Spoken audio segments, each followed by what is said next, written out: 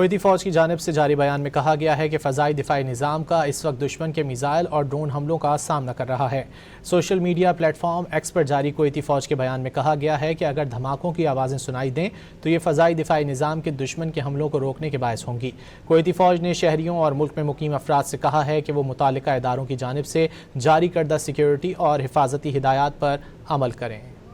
کویتی فوج کی جانب سے جاری بیان میں کہا گیا ہے کہ فضائی دفاعی نظام کا اس وقت دشمن کے میزائل اور ڈرون حملوں کا سامنا کر رہا ہے۔ Social media platform X پر جاری کویتی فوج کے بیان میں کہا گیا ہے کہ اگر دھماکوں کی آوازیں سنائی دیں تو یہ فضائی دفاعی نظام کے دشمن کے حملوں کو روکنے کے باعث ہوں گی۔ کویتی فوج نے شہریوں اور ملک میں مقیم افراد سے کہا ہے کہ وہ متعلقہ اداروں کی جانب سے جاری کردہ سیکیورٹی اور حفاظتی ہدایات پر عمل کریں۔ کویتی فوج کی جانب سے جاری بیان میں کہا گیا ہے کہ فضائی دفاعی نظام کا اس وقت دشمن کے میزائل اور ڈرون حملوں کا سامنا کر رہا ہے۔